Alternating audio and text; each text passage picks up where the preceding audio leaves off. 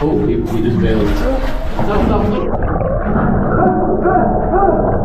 On November 3rd, 2023, Matt and his group set up camp at a remote estate, not to spend the night, but to descend underground. Their target, a flooded cave deep below, where sunlight stops at the entrance and never reaches the darkest parts. All right, dudes, we're back with Matt again.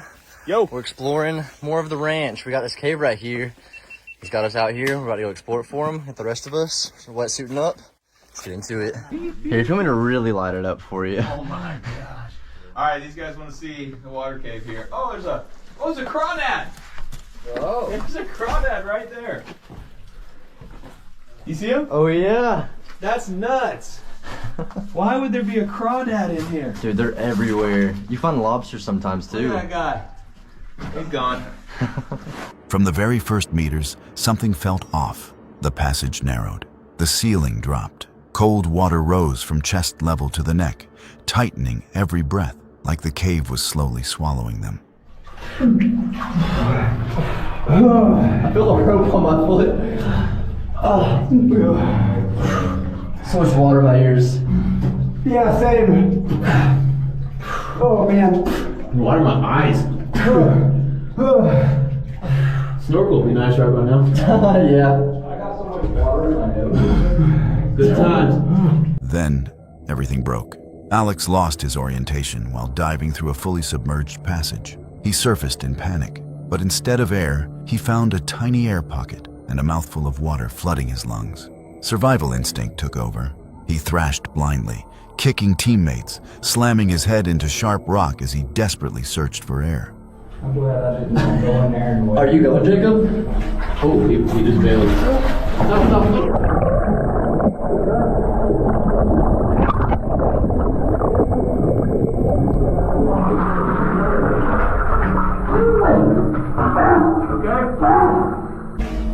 Oh, he just bailed. No.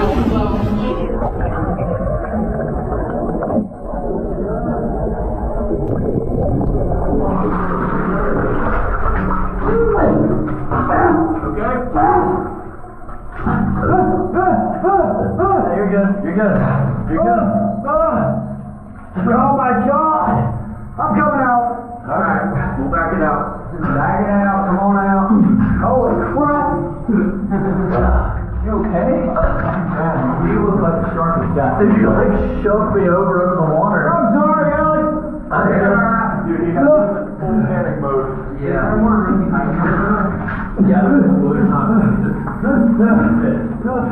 He made it out alive, but his face was covered in blood from a head wound. Silence fell over the group. Relief, mixed with shock, written across every face. They decided to turn back immediately. Yeah, you're bleeding. Yeah, I am. Okay. Not bad. Yeah, I got slammed into the rock. Yeah, no, he hit you. Yeah, Alex, you good? Oh, you hit your head back. Oh, dude, you're Yeah, let's Can you hear him? You okay? That's okay. I'm sorry. No, you're good, you're good. Yo, walk some of that off. You literally have. Just breathe, man. It's not Let me even see. The team left the cave with cuts on their skin and something heavier they couldn't shake. Because down there, beneath the surface, one small mistake, 1 second of panic, is all it takes to turn an adventure into something you don't come back from. On May 22nd, 2025, the YouTube channel Eleanor Grace Adventures uploaded a video documenting a solo hike in Dartmoor, a vast, remote landscape with almost no signs of human presence, a place so quiet you can hear everything. But the moment she stepped into the freezing water, that silence began to fade.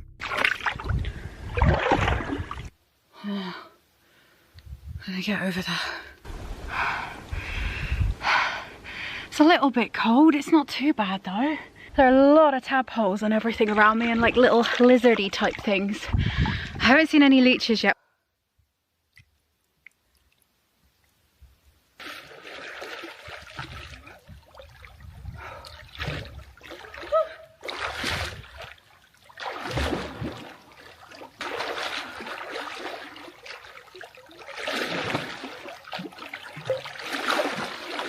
Oh God, the rocks are quite high and jagged. It's not overly deep.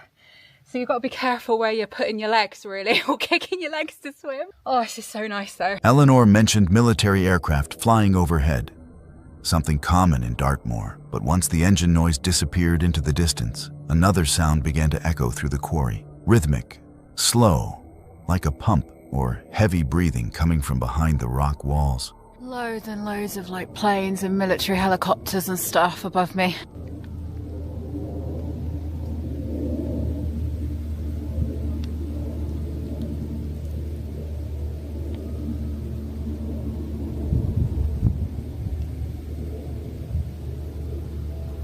There's a really, really weird noise coming from up there. She tried to reassure herself. Maybe someone was camping nearby, even though there was no one around.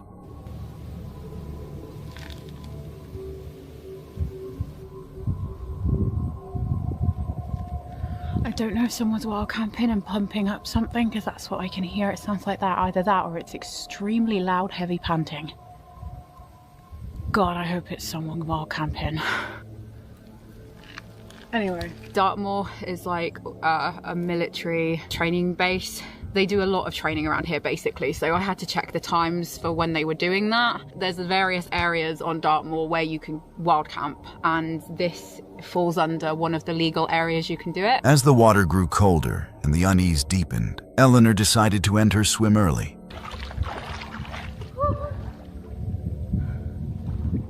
I can still stand up. It's getting very cold. I think it's time I get out. But when she tried to return to her car, the familiar path was gone. She struggled through waterlogged terrain, at times sinking nearly to her thighs. Several times, she almost slipped into deeper water, panicking as she searched for landmarks to guide her back. I don't know if I can get down here. Oh no, I can. Where's the car park? It's in the distance over there. No, how do I get down? Oh my God, I didn't even know that was there. Where the hell is the car? But oh God, ah! Whoa. I just put my foot in that. I'm gonna really have to watch my step. Oh, where's the bloody car? See what I mean? I'm gonna try and get over there. They're everywhere. God, Ellie, you've done it now, love. How the hell did I even get in here? Just wanted a nice swim. Nice little stroll. Of course she chooses to go over marshland and now she can't get out. It's the only way there. I'm like checking it all now. Oh my God. This is up to my thighs. Oh, for God's sake. I'm coming, Stitch. I'm coming, I'm trying my best. The reviews on this place, they were right. After a tense journey through increasingly muddy ground, Eleanor finally reached her car just as darkness fell. Instead of staying as planned, she drove to her father's house on the edge of Dartmoor to spend the night. The next morning, she shared what truly unsettled her. It wasn't just the sounds, it was the feeling that something was watching her from the abandoned quarry. That place was eerie as hell, and I don't know if it's because of the noises I heard or just the overall vibe itself, but even more so than the place where I actually swam, this place is where I felt it the most. I've never felt anything, actually no, that's a lie. There's only one other place that I felt that before. It felt like there were eyes on me, multiple eyes on me in that quarry last night. Multiple explosions over the years, which led to a lot of deaths. That's why that place is known to be haunted. Something was off. That was a stronger feeling more than any haunted hotel that I've been in, more than any haunted place that I've explored. All my hairs on my arms were stood up. Like it had a feeling of just dread. And I kind of do want to try Kennel Vale again, even though I promised myself that I would never return there. Obviously, you can't feel the feelings that I was because you weren't there. It's on camera. But yeah, would you do it? Would you go there? Would you swim there? Would you wild camp there like people do? Was Eleanor really alone in Dartmoor? Or is there something ancient, unseen, still lingering among those forgotten stone walls? Maybe? We'll never know. A man experienced one of the most terrifying moments of his life after falling into a crevasse on the summit of Mount Everest, a place where the ground can vanish without warning, and survival is measured by the narrow distance between walls of ice. Fortunately, he wasn't alone. His teammates remained calm amid the chaos and managed to pull him back from the freezing void.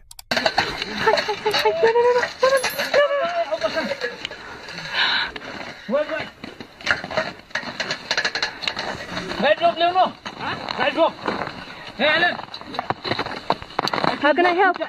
Your leg have to be down. Yeah, just sit down the guide rope. Wait. We will give the rope. One of you. Sit, follow.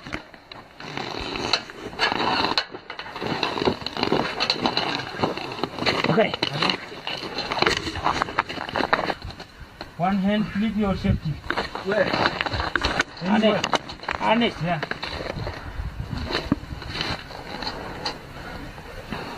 Find it. Yeah, lock. You have to lock.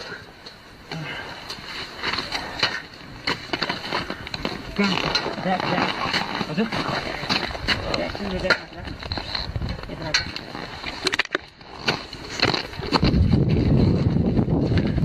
Are you okay, Alan? Yeah. All right. Relax. Come. Tell me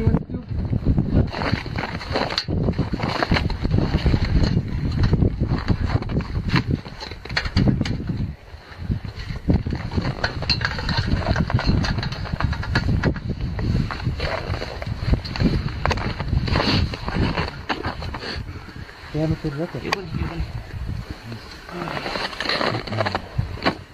Okay. 1, 2, 3. 1, 2, 3. Slowly.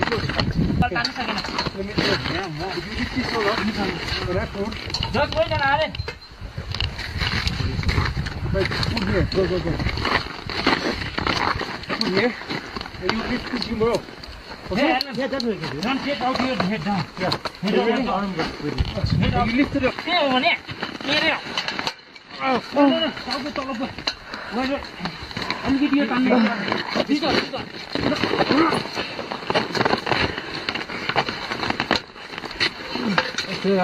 Yes, there you go. Yes. Now wait. This one stuff. This one is ready. This one. You want me to take care? That's what I'm doing.